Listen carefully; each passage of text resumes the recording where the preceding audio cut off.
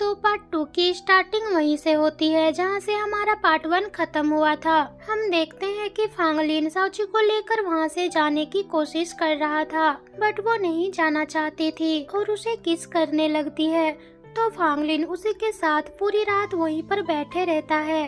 अगली सुबह मिस चाय साउची को खोजते हुए स्टोर रूम में जाती है तो वो देखती है कि दोनों एक दूसरे को पकड़कर बैठे हुए हैं। इन दोनों को ऐसे देखकर ये थोड़ी सी शर्मा जाती है और फिर कहती है कि ये दोनों यहाँ पर अकेले, इसका मतलब कि इन दोनों में प्यार हो गया है, और चुपके से उन दोनों का फोटो ले लेती है और वहाँ से भाग जाती है।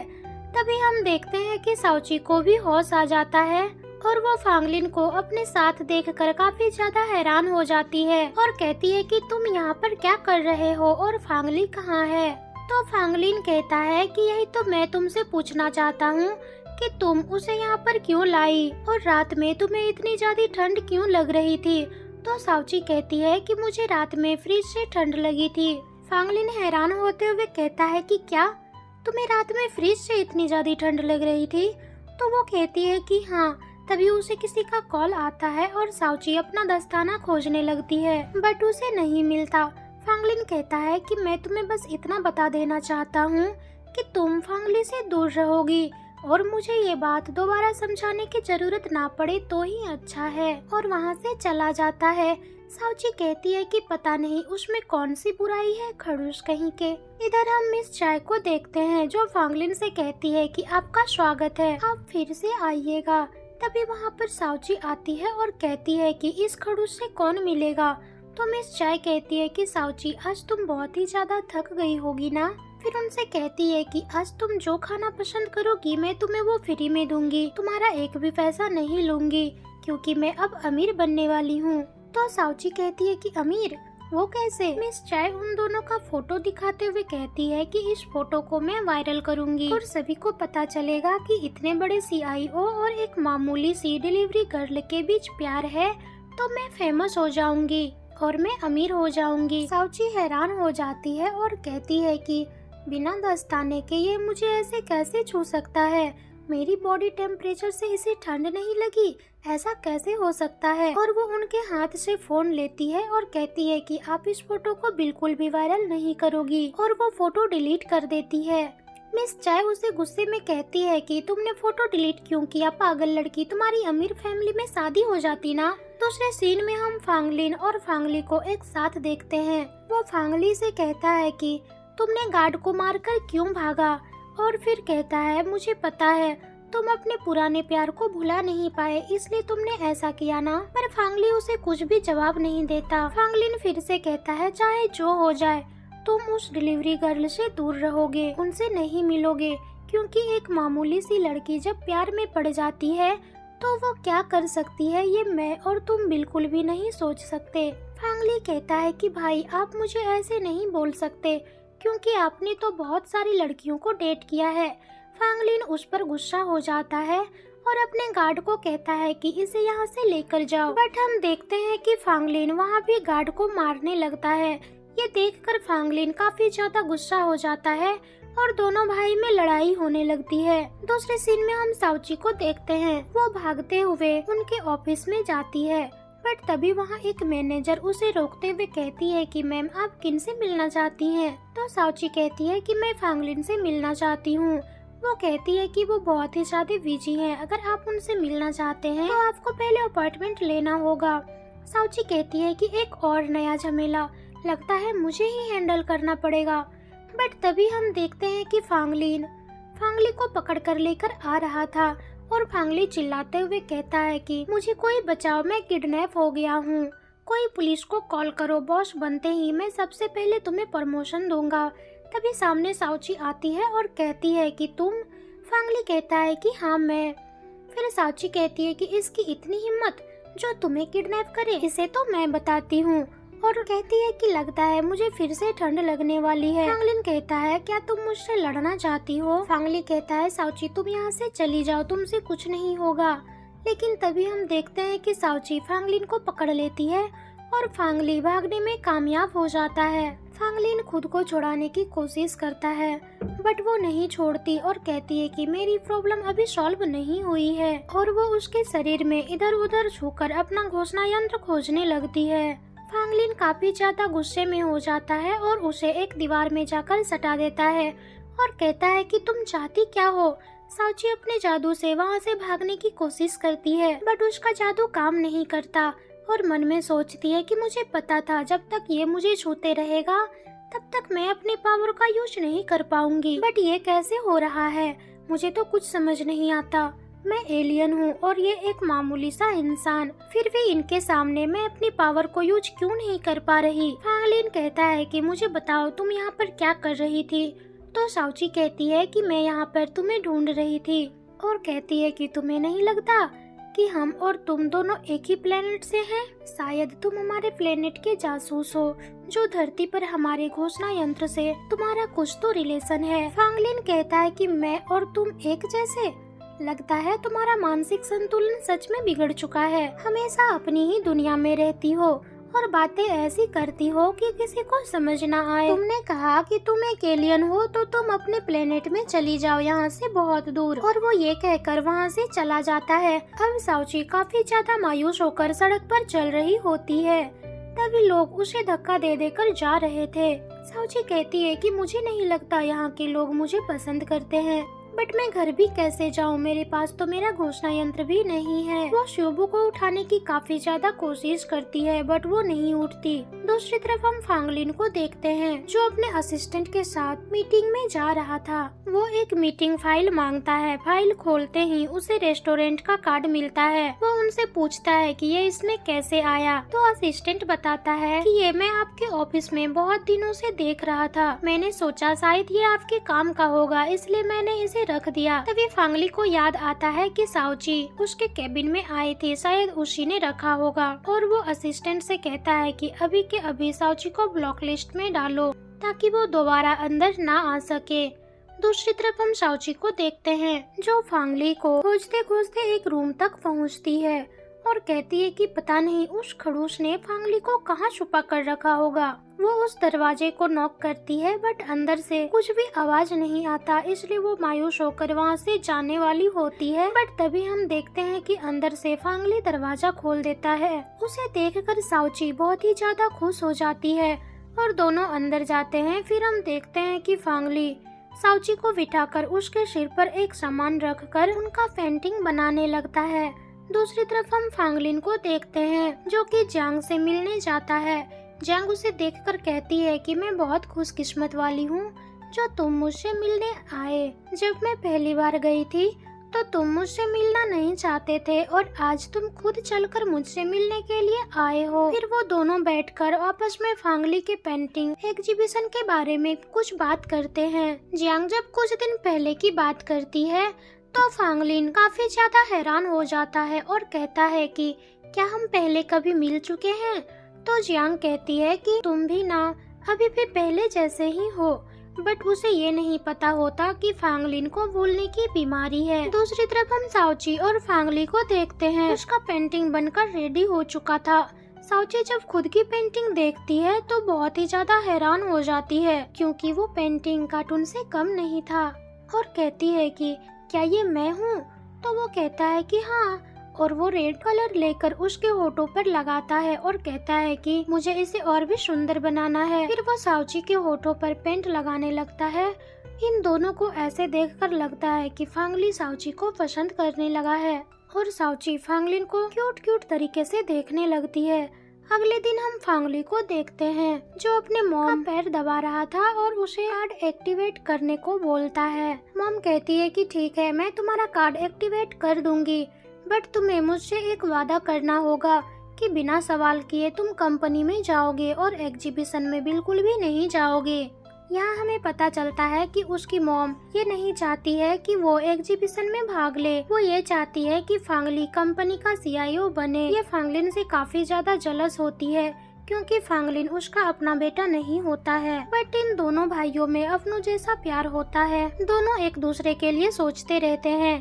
फांगली अपनी मॉम से कहता है कि मॉम, ये मेरा और भाई के बीच का बात है, बट मैं एग्जीबिशन में नहीं जाना चाहता, ये सुनकर उसकी मॉम काफी ज्यादा खुश हो जाती है और कहती है कि कल अपना कार्ड यूज कर लेना। खुशी के मारे वो वहाँ से चला जाता है। तभी हम देखते हैं कि उसका वॉलेट वहीं पर रह गया है और वो उसकी मॉम उठाती है और उसे खोलते ही उसमें जियांग और फांगली की फोटो होती है, जिसे देखकर वो हैरान हो जाती है। दूसरी तरफ हम देखते हैं फांगलिन और असिस्टेंट वो दोनों मिलकर फांगली को खोज रहे थे। हम देखते हैं कि फांगलिन के हाथ में साउची की बनाया हुआ पेंटिंग था। असिस्टेंट कहता है कि मुझे नहीं लगता कि फांगली अब वापस भी आएगा। साउची में कुछ तो है जिस वजह से वो हमेशा साउची के पीछे ही भागते रहता है। तो फांगली कहता है कि कल से साउची के रेस्टोरेंट से सबके लिए लंच मंगवाओ और डिलीवरी साउची ही करेगी। जब काम से फुर्सत होगा ही नहीं तब हम देखेंगे कि वो फांगली से कैसे मिलती है। दूसरे सीन में हम देखते हैं कि बहुत सारा ऑर्डर लेकर साउची जाने के लिए रेडी होती है। मिस चाय उसे समझाती है और कहती है कि ये खाना स्पेशली मिस्टर फांगलिन के लिए है। तुम खुद उसे देकर आना और उनसे मिलकर आना, नहीं तो तुम्हारा वहाँ जाना बेकार हो जाएगा। और हाँ, तुम्हें तब तक नहीं आना है जब तक कि वो खाना खाकर खत्म ना कर दे। साउची कहती है कि ठीक है, मैं समझ गई और वहाँ से जाने लगती है। तो मिस चाय उसे रोकते हुए कहती है कहाँ जा रही हो? तो वो कहती है कि डिलीवरी देने। मिस चाय कहती है कि कैसे? वो कहती है चल कर। मिस चाय कहती है ये पॉसिबल नहीं है, इतने सारे ऑर्डर तुम चलकर नहीं ले जा सकती। और हम देखते हैं कि वो उसके लिए एक नई स्कूटी खरीद लेती है, जिसे देखकर साउची बहुत ही ज्यादा खुश होती है। मिस चाय कहती है कि आज से ये तुम्हारा है और तुम इसी पर डिलीवर करने जाओगी। हम साउची को देखते हैं जो स्कूटर चलाते हुए जाती है, बट उसे सही से चलाने नहीं आता। वो काफी ज्यादा डरती है और लोग उसे पागल समझने लगते हैं। तभी उसके सामने एक नाला आ जाता है और वो भी खुला हुआ था, जिसे देखकर साउची काफी ज्यादा डर जाती है कि अब क्या होगा। तभी हम देखते हैं कि साउची स्कूटर का ब्रेक लगाती है और अपने जादू से दूसरी तरफ जाकर खड़ी हो जाती है। बट तभी फांगली का डब्बा नाले में नीचे गिर जाता है। ये देखकर साउची काफी ज्यादा घबरा जाती है और कहती है कि अब क्या होगा। दूसरी तरफ हम फांगलिन को देखते हैं। उसके कैबिन में कुछ असिस्टेंट आकर कहती है कि सर अभी तक हमारा लंच नहीं आया है। तो वो कहता है कि मैं खुद रेस्टोरेंट में कॉल करता हूँ, आप लोग जाकर काम कीजिए। और वो अपना फोन निकाल कर साउची का लोकेशन देखता है तो उसे पता चलता है कि आधे घंटे से वो एक ही जगह पर है। ये देखकर वो काफी ज्यादा हैरान हो जाता है और कहता है कि ये एक ही जगह पर आधे घंटे से क्या कर रही है, कहीं इसका एक्सीडेंट तो नहीं हो गया। वो घबराते हुए वहाँ पर पहुँचता है और उसे आसपास खोजने लगता है। आवाज देता है कि साउची तुम कहाँ हो? बट तभी उस नाले से आवाज आता है। फांगलिन देखता है वो नाले से निकल रही है और उसका खाना देते हुए कहती है कि ये लो, तुम्हारा खाना बिल्कुल भी सेफ है। बट तभी फांगलिन उसे बाहर खींचते हुए बोलता है कि बाहर निकलो, हॉस्पिटल जाना है। साउची कहती है कि ये इंसान इतना भी बुरा नहीं है, इसे कितनी फिक्र है हमारी। साउची कहती है कि नहीं, मैं बिल्कुल ठीक हूँ, बट मेरी स्कूटर थोड़ी सी खराब हो गई है। और वो बाहर निकलने के चक्कर में अंदर ही गिरने लगती है। तभी फांगलिन उसे पकड़कर गिरने से बचा लेता है और बाहर खींच लेता है।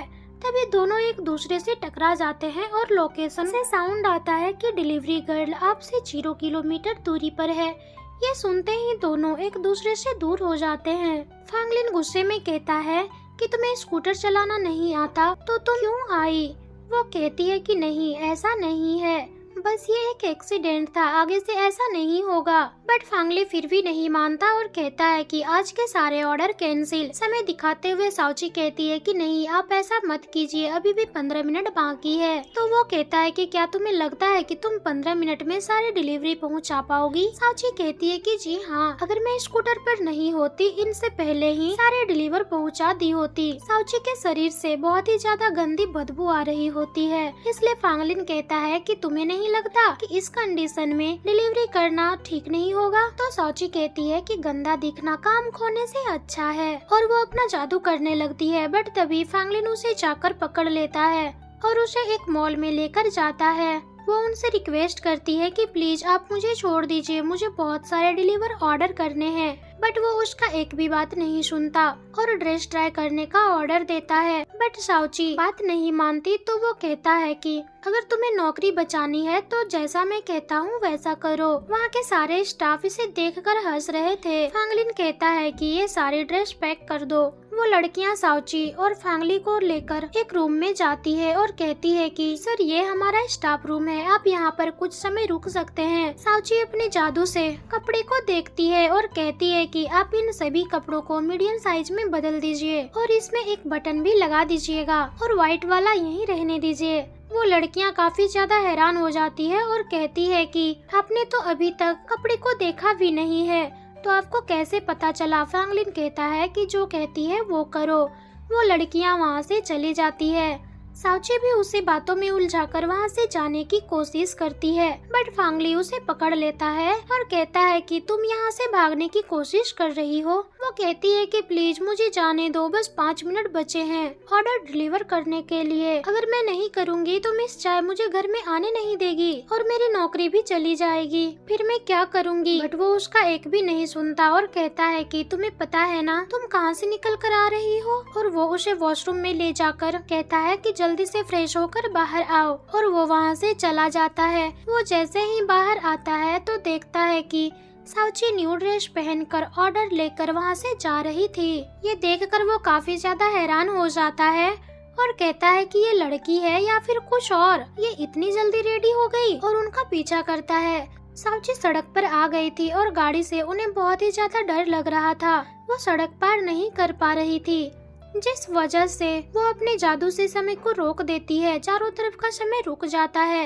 ये देखकर फांगलिन हैरान होता है और कहता है कि ये फिर से मेरे साथ क्या हो रहा है, ये कैसे हो सकता है। इधर साउची भागती हुई सड़क पार कर रही थी, तभी पीछे से फांगलिन भागते हुए आता है और कहता है कि साउची ये सब तुम्हारी वजह से हो रहा है ना।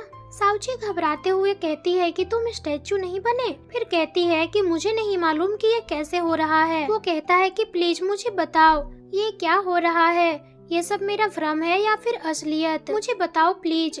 बट तभी हम देखते हैं कि साउची भी स्टैचू बनने की कोशिश करती है, उसे काफी ज्यादा हिलाता है और अपने सवालों का जवाब मांगता है, बट साउची वैसी की वैसी ही खड़ी रहती है। उसे देखकर फांगलिन काफी ज्यादा परेशान हो जाता है। फिर वो उसे आसमान में कुछ दिखाकर वहाँ से चुपके से भाग जाती है और समय भी चालू कर देती है। बट फांगली वहाँ पर साउची को नहीं देखकर हैरान हो जाता है कि साउची अचानक कहाँ चली गई और समय नॉर्मल कैसे हो गया। फिर वो वापस से रूम में जाता है देखने के लिए कि साउची वहाँ पर है या नहीं, ये हकीकत था या फिर मेरा भ्रम। जाकर वो वॉशरूम का दरवाजा खोलता है तो साउची एक टॉवल से लिपटी हुई थी। फांगलिन उनसे पूछता है क्या तुम तभी से वॉशरूम में ही थी। तो साउची कहती है कि हाँ बिल्कुल, मैं तभी से यहीं पर थी। क्या हुआ, कहीं तुमने दूसरी साउची को तो नहीं देख लिया। फिर वो उनसे कहता है कि ये तुम्हारी समझ में नहीं आएगा और वहाँ से जाने लगता है। तो साउची उसे रोकते हुए कहती है कि रुको, तुमने मुझे वॉशरूम में नहाते हुए देख लिया है, ये क्या तुम्हारे लिए छोटी बात है। तो वो उनके पास आकर कहता है कि याद करो तुमने भी मुझे वॉशरूम में नहाते हुए देखा था। तो वो कहती है कि वो तो गलती से हो गया था। फांगलिन कहता है तो तुम चाहती क्या हो। तो वो कहती है कि तुम पहले अपना ऑर्डर एक्सेप्ट करो और फिर बात यहीं खत्म, नहीं तो मैं चिल्ला चिल्ला कर लोगों को बता दूंगी कि तुमने मुझे वॉशरूम में नहाते हुए देखा है। अब बेचारा फांगलिन करता भी तो क्या करता, उसके पास तो कोई चारा भी नहीं बचा था, जिस वजह से वो उसके ऑर्डर को एक्सेप्ट कर लेता है और उसे अपनी कार का चाबी देते हुए कहता है कि ध्यान से सुनो, यहाँ जो हुआ वो किसी को पता नहीं चलना चाहिए और गाड़ी लेकर जाओ और ऑर्डर डिलीवर कर दो और मुझे माफ कर देना। ये कहकर वो वहाँ से चला जाता है। अब साउची काफी ज्यादा खुश हो जाती है और तभी हमें पता चलता है कि वो टॉवल में लिपटी हुई नहीं है, बल्कि उसने ड्रेस के ऊपर ही व्हाइट तौलिया लपेट लिया था और वो गाड़ी के चाबी को देखते हुए कहती है कि अब ये क्या चीज है। दूसरी तरफ हम फांगलिन को देखते हैं जो अपने डॉक्टर के पास जाता है और कहता है कि मुझे कुछ ज्यादा ही भ्रम हो रही है। डॉक्टर उनसे कहता है कि सोचा नहीं था कि इतनी जल्दी ऐसा होगा। वो इन सब चीजों से बचने का रास्ता पूछता है तो वो डॉक्टर उसे बताता है कि ये तुम्हारे ऊपर डिपेंड करता है, तुम इस भ्रम को नजरअंदाज करो या फिर इसे एक्सेप्ट कर लो। इधर हम देखते हैं कि फांगलिन के सौतेला अंकल जियांग के पास आता है और उनसे कहता है कि क्या तुम फांगलिन से मिलने से पहले उन्हें जानती थी? तो वो कहती है कि आप मुझसे मजाक कर रहे हैं। अगर मैं उनसे पहले मिली होती तो मैं उसके कार का शीशा नहीं तोड़ती। दूसरी तरफ हम देखते हैं कि फांगलिन ने जो साउची को कार दिया था, उसी कार से मिस चाय और साउची ऑर्डर डिलीवर करने आती है। तभी वहाँ से कुछ लड़कियाँ गुजरती है, जिसे देखकर वो कहती है कि देखो यहाँ की लड़कियाँ कितनी अच्छी अच्छी कपड़े पहन रखी है। ये सारी लड़कियाँ फांगलिन को पसंद करती है, बट उन्हें नहीं पता कि इनके बॉस का दिल चोरी हो चुका है। साउची अपने पैकेट को चेक करते हुए कहती है कि मैंने कुछ चोरी नहीं किया। तो वो कहती है कि बुद्धू लड़की, मेरा मतलब वो नहीं था। वो कार का चाबी दिखाते हुए कहती है कि मेरा मतलब ये था कि फांगलिन उतना भी बुरा नहीं है। उसने तुम्हें कार दी, यानी कि वो तुम्हारा पीछा कर रहा है, वो तुम्हें पसंद करने लगा है। ये सुनकर साउची कहती है कि अच्छा ऐसा बात है, मैं अभी चाबी रिटर्न करके आती हूँ। और वो उसके हाथ से चाबी लेकर वहाँ से जाने लगती है। हम इधर फांगलिन को देखते हैं जो कि ऑनलाइन मीटिंग पर जुड़े हुए थे। साउची उसके केबिन में आती है और कहती है कि मुझे अच्छा नहीं लगता कि तुम मेरा पीछा कर रहे हो। तुम मुझे ऐसे पसंद मत करो, मुझे कोई और पसंद है और मेरा पीछा करना छोड़ दो। वो अपना कंप्यूटर बंद करते हुए कहता है कि तुम पागल हो या फिर अंधी हो गई हो, तुम्हें दिखाई नहीं देता कि मैं ऑनलाइन मीटिंग पर हूँ? वो कहती है कि सॉरी, मैंने देखा नहीं। फांगलिन कहता है कि तुमने अभी क्या कहा कि मैं तुम्हें पसंद करता हूँ और तुम्हारे पीछे पड़ा हूँ? तो वो कहती है कि हाँ, मैं तुम्हारी कार को मिस चाय के पास लेकर गई। तो वो कहती है कि तुम मेरा पीछा कर रहे हो, तुम मुझे पसंद करते हो। तो वो कहता है कि मिस चाय पागल हो गई है और साथ में तुम भी। साउची कहती है कि तो क्या तुम मुझे पसंद नहीं करते? वो कहता है कि नहीं, बिल्कुल भी नहीं, मैं तुम्हें सपनों में भी देखना नहीं चाहता। ये बात सुनते ही साउची बहुत ही ज्यादा खुश हो जाती है और कहती है कि तब तो ठीक है, मैं तो बहुत ही ज्यादा परेशान हो गई थी। तो वो कहता है कि तुम्हें परेशान होने की कोई जरूरत नहीं है और आज से तुम मेरा लंच लेकर मत आना और जाओ यहाँ से। साउची कहती है कि ठीक है, तुम अपना खाना खत्म करो, फिर उसके बाद तुम मुझे कभी नहीं देखोगे। बट वो कहता है कि तुम यहाँ से जाओ, मैं खाना खा लूँगा और डब्बा किसी से भिजवा दूंगा। बट वो बात नहीं मानती और कहती है कि मिस चाय ने कहा है कि तुम उसे खुद खाना खिलाकर आना, और वो खाना उसे खिलाने लगती है। फांगलिन उसे ऐसे देखने लगता है जैसे सच में उसे प्यार हो गया हो। फांग भी उसे नहीं रोकता। अब जब वो खाना खिलाकर वापस चली जाती है तो फांग को काफी अच्छा लगता है, पर तभी उसकी तबीयत बहुत ही ज्यादा खराब हो जाती है। उसी वक्त वहाँ पर जियांग आकर उसे देखती है और उसकी ऐसी हालत को देखकर वो उनसे बोलती है कि तुमने सी फूड क्यों खाया जब तुम्हें पता है कि तुम्हें उनसे एलर्जी है। तभी फांग साउची का नाम लेता है, जिसे सुनकर वो पूछती है कि क्या तुम्हें सब याद आ गया। अब हम फ्लैशबैक को देखते हैं जहां हमें पता चलता है कि ये दोनों पहले रिलेशनशिप में थे। दूसरी तरफ जाते वक्त साउची को याद आता है कि उसने गाड़ी की चाबी तो वापस किया ही नहीं। ये देखकर वो तुरंत फांग के केबिन में जाती है, जहां फांग की खराब हालत देखकर वो उसे तुरंत अपनी पीठ पर उठाकर बाहर भागती है और हॉस्पिटल के लिए निकल जाती है। बट रास्ते में ट्रैफिक जाम होने के कारण वो समय को रोक देती है और स्कूटर से फांग को ऊपर उड़ाते हुए हॉस्पिटल लेकर जाने लगती है। फांग उसे पूछता है क्या ये मेरा भ्रम है या फिर हकीकत। तो साउची कहती है कि तुम्हारी तबीयत खराब है ना, इसलिए तुम्हें ऐसा लग रहा होगा, ये तुम्हारा भ्रम ही है। और वो किसी तरह स्कूटर की मदद से हॉस्पिटल पहुंचती है, जहां फांग को दवाई दी जाती है। और जब फांग का डॉक्टर उसे देखता है तो उसे लगता है कि ये कोई नॉर्मल डिलीवरी गर्ल है, इसलिए वो उसे वहां से भगा देता है। इसके बाद जब फांग को होश आता है तो वो साउची को ढूंढने लगता है। तब जैन को समझ आता है कि वो लड़की शायद साउची ही थी। जिसके बाद हम फांग के फादर को देखते हैं, जिन्हें कॉल से फांग के बारे में जानकारी मिलती है। तभी आंटी बोलती है कि हमें फांग का फुल चेकअप करवाना चाहिए। दरअसल ये उसकी एक चाल थी ताकि वो फांग की बीमारी के बारे में पता लगा सके, पर फांग के पिता उनकी ऐसी बातों से अनजान थे, इसलिए वो मान जाता है। और आंटी अपने भाई को देखकर हंसने लगती है, क्योंकि ये इन सब में आंटी का साथ दे रहा था। हम फांग को देखते हैं जो साउची के बारे में सोच रहा था। तभी वहाँ पर साउची खाना लेकर आती है और उनसे बातें करने लगती है। फांग उसे देखकर अपने पीठ खुजाने को बोलता है, जिस वजह से साउची थोड़ा शर्माती हुई दूसरी तरफ मुंह करके उसके पीठ खुजाने लगती है। उसके शर्माने का कारण पूछता है, तब वो बताती है कि वो उसकी बॉडी देखकर एक्साइटेड हो जाती है। साउची को सही से नहीं दिखाई देने के कारण उसके पीठ की जगह वो उसके चेस्ट पर खुजाने लगती है। फांग कहता है कि तुम ये क्या कर रही हो, मैंने तुमसे अपने पीठ खुजाने के लिए कहा था। तो वो कहती है कि मैं तो पीठ ही खुजा रही हूँ। तभी फांग उसे अपनी तरफ खींच लेता है और कहता है कि ये मेरा पीठ नहीं, मेरा चेस्ट है। अब दोनों काफी ज्यादा करीब आ चुके थे और साउची उसकी बॉडी को देखकर उसकी तरफ अट्रैक्ट होने लगती है। बट तभी वहाँ पर डॉक्टर आते हैं और साउची को कहता है कि हमें मिस्टर फांग का चेकअप करना है, इसलिए आप प्लीज बाहर जाइए। साउची बाहर जाती है। हम देखते हैं कि डॉक्टर के साथ आई नर्स फांग के ग्लूकोज वाटर में कुछ मिला देती है, जिस वजह से फांग को अजीब लगने लगता है और उसे याद आता है कि वो ये डॉक्टर नहीं है जो उसका इलाज कर रहा था। तब वो डॉक्टर बताता है कि मुझे तुम्हारी मॉम ने भेजा है। इतना बोलकर वो फांग को इंजेक्शन लगाने लगता है, पर फांग उसे धक्का दे देता है।